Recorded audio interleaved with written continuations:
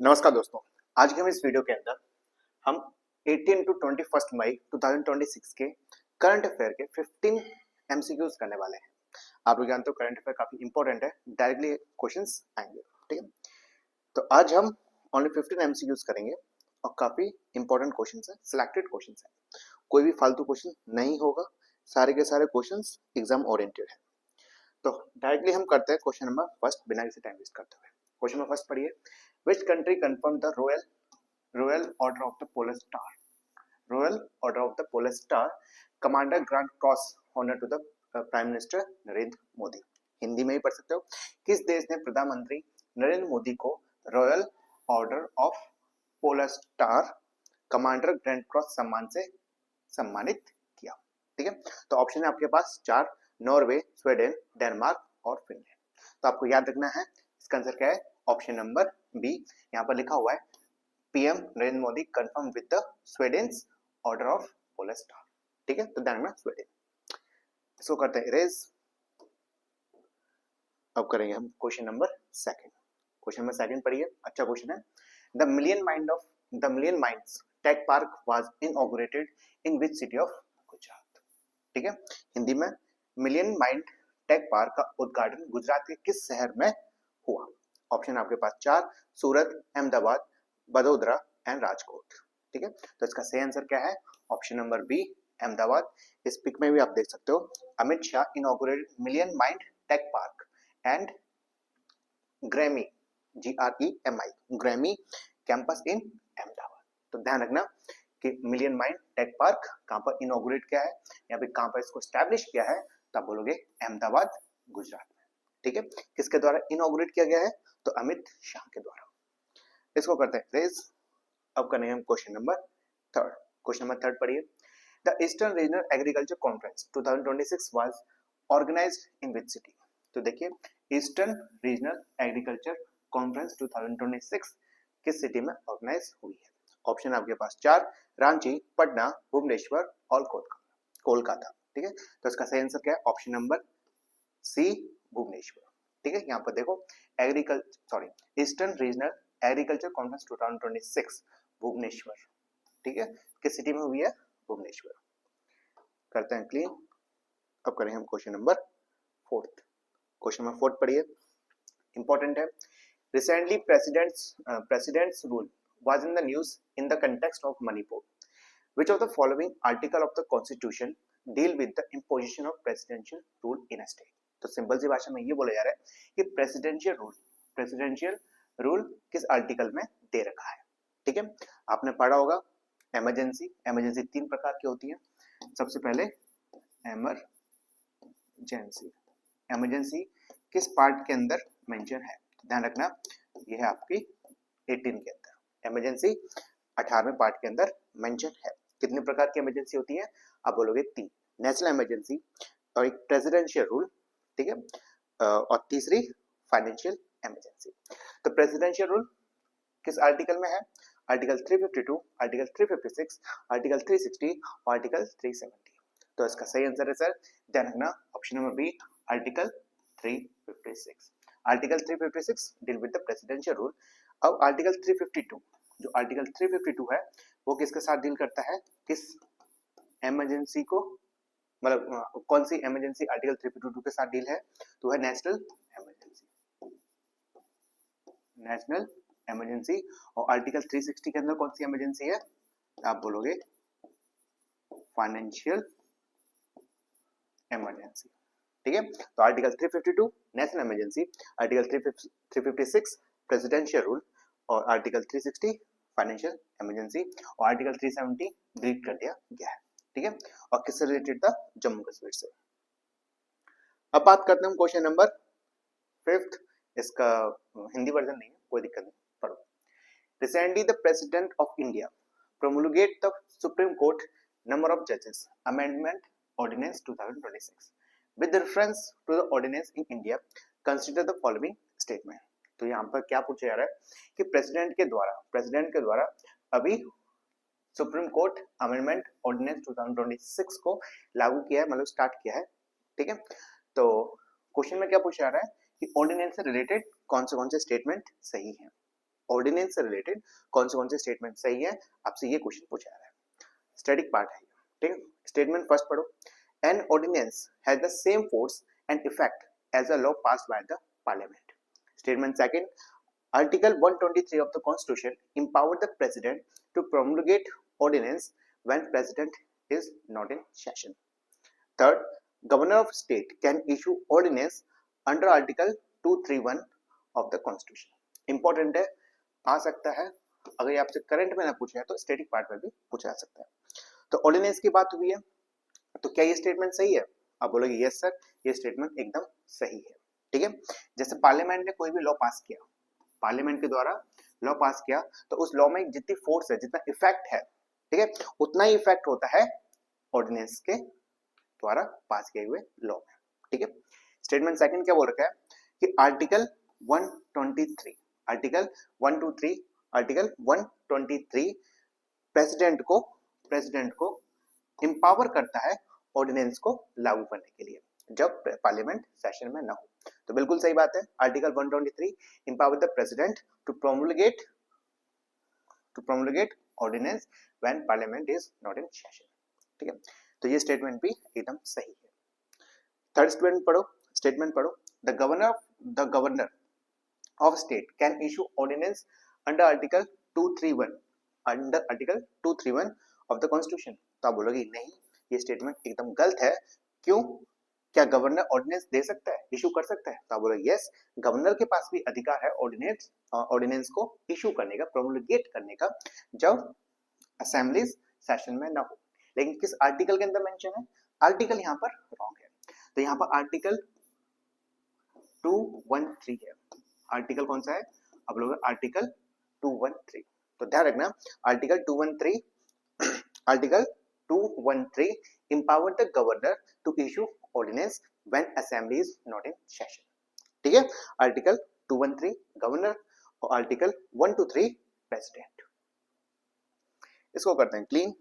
अब करेंगे हम क्वेश्चन नंबर 6। क्वेश्चन नंबर 6 पढ़िए, international tea day is celebrated every year on which date as officially declared by the United Nations General Assembly in 2019। तो simple सी भाषा में ये पूछा जा रहा है कि इंटरनेशनल टी डे कब सेलिब्रेट किया जाता है, इंटरनेशनल टी डे। तो ऑप्शन आपके पास 4, 12 April, 21 May and 5 June, and option D is 11 July. तो आप बोलोगे इसका सही आंसर है 21 मई, ठीक है। तो ध्यान रखना, international tea day celebrate on 21 मई। इसको करते हैं इरेज। अब करेंगे हम क्वेश्चन नंबर 7। क्वेश्चन नंबर 7 अच्छा है, इंपॉर्टेंट है, ठीक है। प्रगति 2026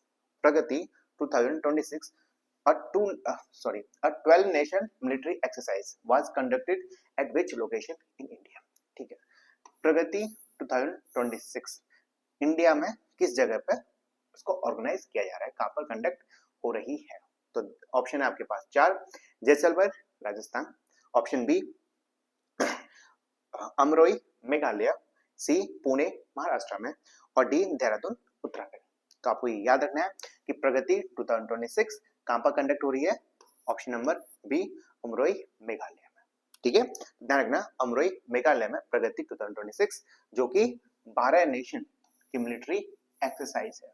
कितने की? 12 नेशंस की, 12 कंट्रीज की मिलिट्री एक्सरसाइज है। प्रगति कहां पर हो रही है, कहां पर कंडक्ट की जा रही है? अमरोई मेघालय में।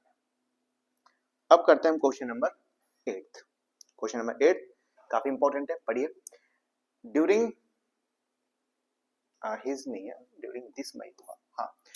This May 2026 visit to Delhi, prime minister Narendra Modi was confirmed with which prestigious award by FAO। Simple सी भाषा में ये बोला जा रहा है कि FAO के द्वारा प्राइम मिनिस्टर नरेंद्र मोदी को कौन सा ऑनर दिया जा रहा है, ठीक है। तो ऑप्शन आपके पास 4, पहला नोबेल पीस प्राइज, दूसरा एग्रीकोल मेडल, तीसरा golden olive award, and D global food security prize. तो आपको याद रखना है, फूड एग्रीकल्चर ऑर्गेनाइजेशन के द्वारा प्राइम मिनिस्टर नरेंद्र मोदी को कौन सी प्राइज दी गई है, कौन सा मेडल दिया गया है?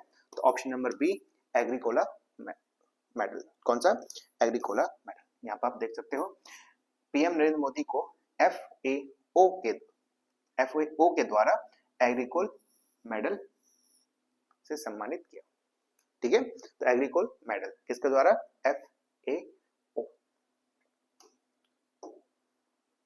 अब करते हैं question number 10th। Question number 10th पढ़िए, इंपॉर्टेंट है, ऐसे क्वेश्चंस पूछे जाते हैं।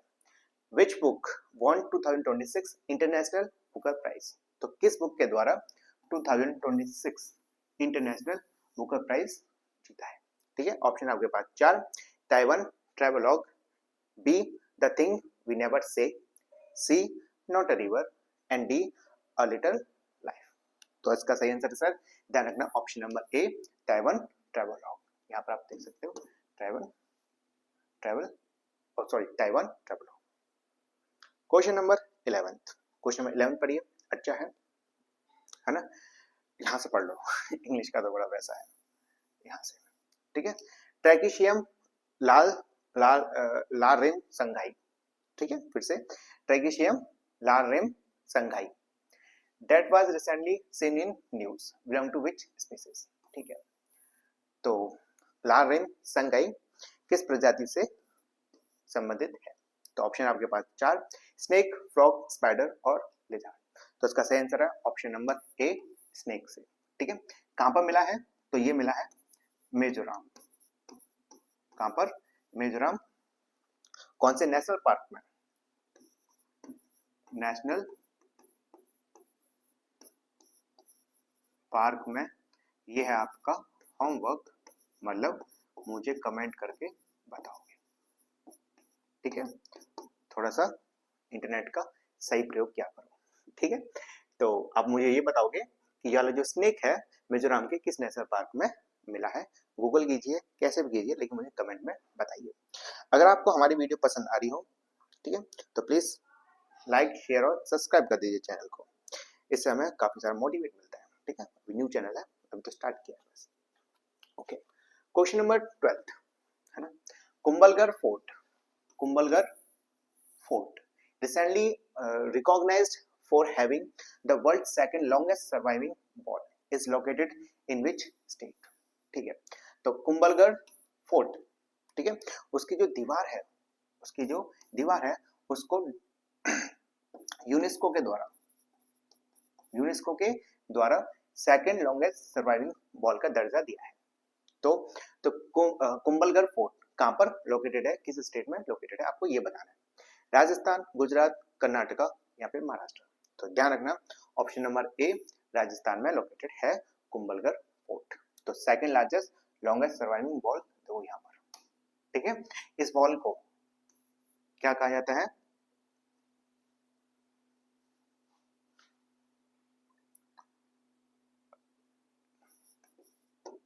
China wall of India. ठीक है, इसी वॉल को हम किस नाम से जाना जाता है? China wall of India. ये किसकी दीवार है, किस फोर्ट की दीवार है? कुंभलगढ़ फोर्ट की। और कहां पर? ये राजस्थान। अब करते हैं हम क्वेश्चन नंबर 13। क्वेश्चन नंबर 13 पढ़िए, PM Narendra Modi 5 nation foreigner tour in मई 2026 included which of the following countries? ठीक है, नरेंद्र मोदी अभी 5 नेशंस में घूमने के लिए जाएंगे।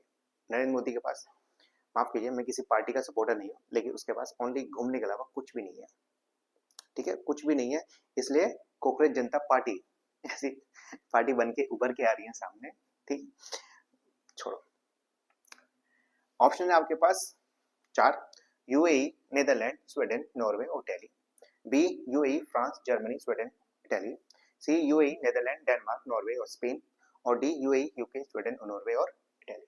ठीक है, तो इसका सही आंसर है ऑप्शन नंबर ए।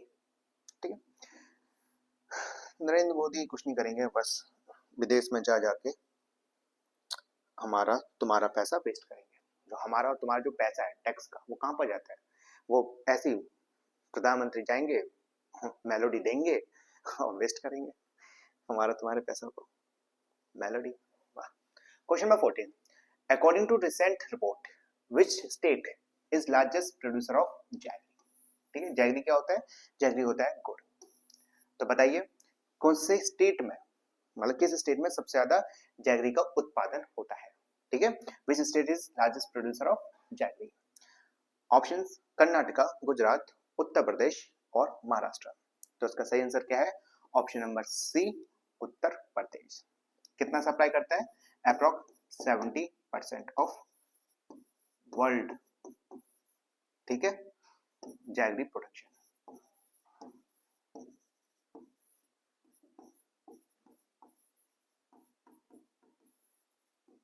ठीक है, ध्यान रखना उत्तर प्रदेश सबसे ज्यादा प्रोड्यूसर है गुड़ का। अब करते हैं क्वेश्चन नंबर लास्ट 15 क्वेश्चन काफी बड़ा है, पढ़िए। The World Health Organization (WHO) in May 2026 declared the Ebola outbreak in Central Africa a public health emergency of international concern. The outbreak was caused by which strain of the Ebola virus for which no licensed vaccine recently available? ठीक है, हम लोग जानते हैं कि Africa में एक बीमारी चल रही है जिसका नाम है इबोला, ठीक है, इबोला डिसीज। तो इबोला किसके कारण होती है? मेन कारण क्या है इसका? वो है वायरस के द्वारा होती है। ये वायरस आता कहां से, किसके द्वारा ये फैलती है? तो आप बोलोगे रोडेंट बोलो या फिर रैट बोलो, चूहों के द्वारा इसको फैलाया जाता है, ठीक है। तो आपसे क्वेश्चन में क्या पूछा रहा है कि कौन सा स्ट्रेन है इबोला वायरस का, ठीक है। इबोला वायरस का कौन सा स्ट्रेन है? पहला जेरा स्ट्रेन, दूसरा सुडान स्ट्रेन, तीसरा रेस्टोन स्ट्रेन और चौथा है आपका वेडुवेग्यू स्ट्रेन, ठीक है, वुंडी वोग्यू स्ट्रेन। तो इसका सही आंसर क्या है? ऑप्शन नंबर डी, ध्यान रखने का, इंपॉर्टेंट है, आ सकता है, ठीक है, द वेडुवेग्यू स्ट्रेन। तो ये था आज का लास्ट क्वेश्चन। आशा करता हूं कि आपको ये लेक्चर पसंद आया हो। अगर पसंद आया हो तो प्लीज लाइक, शेयर और सब्सक्राइब कर दीजिए, और जो मैंने आपसे कमेंट में पूछा था उसका आंसर छू दीजिए, ठीक है। अभी के लिए चलते हैं।